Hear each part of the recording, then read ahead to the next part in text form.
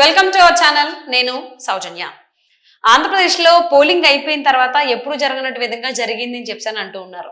So పల్నాడుకు సంబంధించి అలాగే అనంతపురంకి సంబంధించిన కొంతమంది ఎస్పీలని కలెక్టర్ని కూడా ఈసీ సస్పెండ్ చేసింది అని అంటున్నారు. మరి ఈ అంశానికి సంబంధించి మనతో మాట్లాడడానికి వారి విశ్లేషణని మనతో పంచుకోవడానికి ఈ రోజు మనతో పాటు ఉన్నారు senior journalist doctor Durga Vadlamani ఉన్నారు. వారితో మాట్లాడదాం. నమస్తే అండి. నమస్తే. సో ఆంధ్రప్రదేశ్ లో పోలింగ్ అయిన తర్వాత పల్నాడుకు సంబంధించి అలాగే అనంతపురం అండ్ అలాగే తిరుపతికి సంబంధించిన కొంతమంది ఎస్పీలని అలాగే డిఎస్పీలని అండ్ కలెక్టర్ని కూడా బదిలీ చేశారు అని అంటున్నారు. అంటే పోలింగ్ అయిన తర్వాత ఇలా జరగడం ఇదే మొదటిసారి. అసలు ఎందుకు జరగాల్సి వచ్చింది? ఇప్పుడు చరిత్రలోనే మొదటిసారి అయి ఉండొచ్చమ్మా మనకు తెలిసి. ఎందుకంటే పోలింగ్ అయిన వెంటనే ఇట్లాగా పల్నాడు కలెక్టర్, తిరుపతి ఎస్పీ బదిలీ, పల్నాడు అనంతపురం ఎస్పీ సస్పెన్షన్, 12 మంది పోలీస్ అధికారుల పైన వేటు, ఇట్లా మనం ఇవాళ చూసాము. ముఖ్యంగా ఇవి ఎందుకు జరిగింది? ఎలక్షన్ అవ్వగానే ఈ హింస మొదలైంది. మాచర్ల కావచ్చు, పల్నాడు కావచ్చు, తిరుపతి కావచ్చు, అనంతపురం కావచ్చు. మీరు చూస్తే అసలు ఎంత అన్యాయంగా అక్రమంగా ఎక్కడ పడితే అక్కడ మొత్తం మనకి 33 జిల్లాల్లో 109 ప్రాంతాల్లో జరిగింది హింస. ఎప్పుడు కూడా ఏదైనా జరిగితే ఎలక్షన్ ముందు జరుగుతుంది, ఎలక్షన్ తర్వాత జరగడం అనేది కూడా ఇదే మొదటిసారి కావచ్చు బహుశా. పోలింగ్ రోజు కూడా చాలా చోట్ల జరిగాయని చెప్పి అవి చిన్న చిన్న చెదురుమదురు ఘటనలు జరిగాయి. 1-2 చోట్ల ముఖ్యంగా మాచర్ల చాలా విపరీతంగా జరిగింది. అది ఓకే, కానీ ఎప్పుడూ కూడా మీకు ఎలక్షన్ అయ్యాక ఈ రకంగా జరగడం అనేది మాత్రం లేదు. దీనికి కారణం ఏంటంటే ఎప్పుడైతే అధికార పార్టీ అంటే ఓడిపోతున్నామని అర్థమైందో వాళ్ళు దాడులు మొదలు పెట్టారు. వాళ్ళు ఎక్స్పెక్ట్ చేయలేదు. ఇంకొక విషయం ఏమైందంటే డీజీపీని మార్చారు. డీజీపీని మార్చినా ఎందుకు ఇలా జరిగింది అంటే డీజీపీ కొత్తగా వచ్చాడు. అంతకు ముందు ఉండే డీజీపీ ముఖ్యమంత్రికి కావాల్సిన వాడు, అనుకూలుడు. అయితే ఈయన మారాక కింద వాళ్ళు ఇంకా ఆ డీజీపీకి సంబంధించిన వాళ్ళే ఉంటారు కదా, వాళ్ళు వినాల్సిన అవసరం లేదు వాళ్ళకి. వాళ్ళు కొత్త డీజీపీ ఇచ్చే ఏవైనా కూడా వాళ్ళు పాటించకుండా వాళ్ళ సొంతానికి వాళ్ళు ఉన్నారు.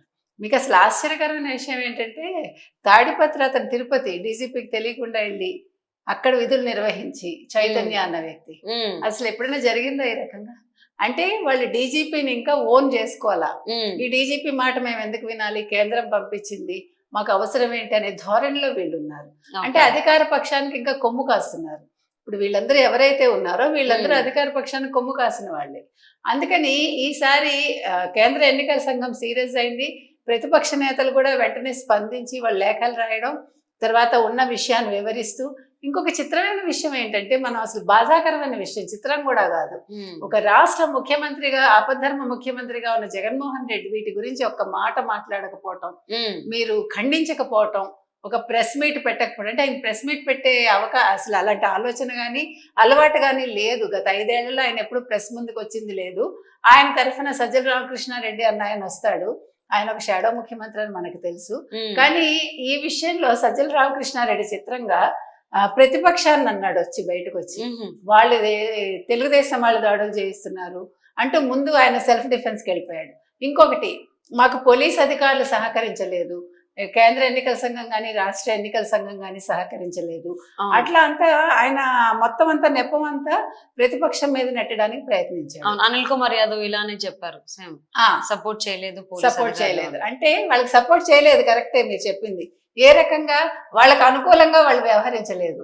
అంటే ఎక్కడికక్కడ వాళ్ళు వాళ్ళ విధులను సక్రమంగా నిర్వహించడంతో, సక్రమంగా నిర్వర్తించడంతో వీళ్ళకి ఇబ్బంది అయింది. వీళ్ళకి దొంగ ఓట్లు వేసుకునే అవకాశం ఇవ్వకుండా, వీళ్ళకి కావాల్సిన వాళ్ళని లోపలికి రానివ్వకుండా ఎక్కడికక్కడ స్ట్రిక్ట్ గా ఉండి వీటి వల్ల వీళ్ళు ఇబ్బందులకు గురయ్యారు. మీకు అర్థమైంది కదా.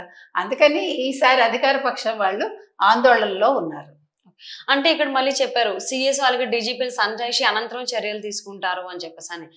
అలాగే కేంద్ర ఎన్నికల సంఘం ఉత్తర్వులు ఫలితాలు వచ్చిన 2 వారాల వరకు కేంద్ర బలగాల గస్తీ అంటున్నారు. అంటే పోలింగ్ ముందు వరకు లేదా పోలింగ్ రోజును ఇలాగా కేంద్ర బలగాలు గస్తీ ఉండడం అనేది వార్తల్లో విన్నాము. అంటే ఇప్పుడు పోలింగ్ అయిపోయిన తర్వాత కూడా ఇలాగా కేంద్ర బలగాలు గస్తీ ఉండడం, అంతేకాకుండా కేంద్ర హోంశాఖ కూడా ఆదేశాలు జారీ చేయడం అనేది అసలు ఏ విధంగా చూడాలి అంటే అల్లర్లు ఆ స్థాయిలో ఉన్నాయని అర్థం. ఇప్పుడు కేంద్ర బలగాలు వస్తే గానీ అల్లర్లు తగ్గించడం కుదరదు, వాటిని నిరోధించడం కుదరదు.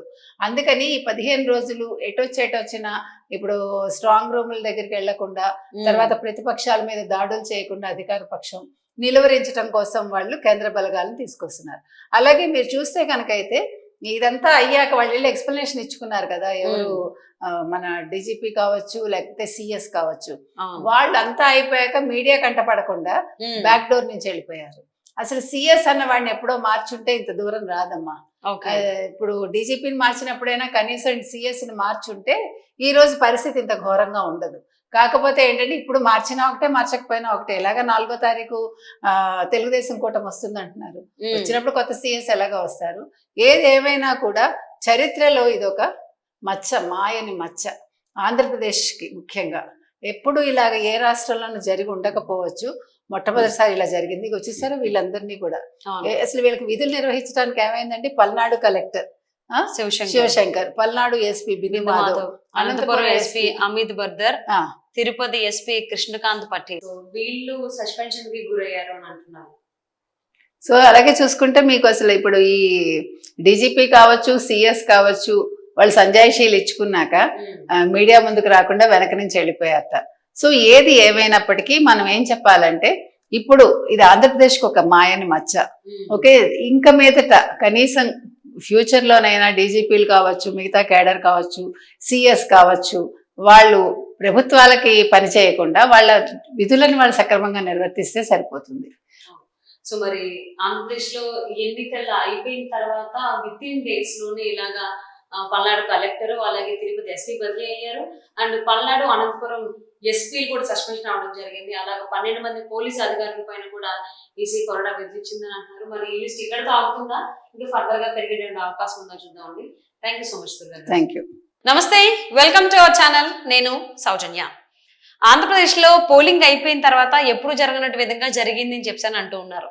సో పల్నాడుకు సంబంధించి అలాగే అనంతపురంకి సంబంధించిన కొంతమంది ఎస్పీలని కలెక్టర్ని కూడా ఈసీ సస్పెండ్ చేసింది అని అంటున్నారు. మరి ఈ అంశానికి సంబంధించి మనతో మాట్లాడడానికి, వారి విశ్లేషణని మనతో పంచుకోవడానికి ఈ రోజు మనతో పాటు ఉన్నారు సీనియర్ జర్నలిస్ట్ డాక్టర్ దుర్గా వడ్లమని ఉన్నారు. వారితో మాట్లాడదాం. నమస్తే అండి. నమస్తే. సో ఆంధ్రప్రదేశ్ లో పోలింగ్ అయిన తర్వాత పల్నాడుకు సంబంధించి అలాగే అనంతపురం అండ్ అలాగే తిరుపతికి సంబంధించిన కొంతమంది ఎస్పీలని అలాగే డిఎస్పీలని అండ్ కలెక్టర్ని కూడా బదిలీ చేశారు అని అంటున్నారు. అంటే పోలింగ్ అయిన తర్వాత ఇలా జరగడం ఇదే మొదటిసారి, అసలు ఎందుకు జరగాల్సి వచ్చింది? ఇప్పుడు చరిత్రలోనే మొదటిసారి అయి ఉండొచ్చమ్మా మనకు తెలిసి. ఎందుకంటే పోలింగ్ అయిన వెంటనే ఇట్లాగా పల్నాడు కలెక్టర్, తిరుపతి ఎస్పీ బదిలీ, పల్నాడు అనంతపురం ఎస్పీ సస్పెన్షన్, 12 మంది పోలీస్ అధికారుల పైన వేటు, ఇట్లా మనం ఇవాళ చూసాము. ముఖ్యంగా ఇవి ఎందుకు జరిగింది? ఎలక్షన్ అవ్వగానే ఈ హింస మొదలైంది. మాచర్ల కావచ్చు, పల్నాడు కావచ్చు, తిరుపతి కావచ్చు, అనంతపురం కావచ్చు. మీరు చూస్తే అసలు ఎంత అన్యాయంగా అక్రమంగా ఎక్కడ పడితే అక్కడ మొత్తం మనకి 33 జిల్లాల్లో 109 ప్రాంతాల్లో జరిగింది హింస.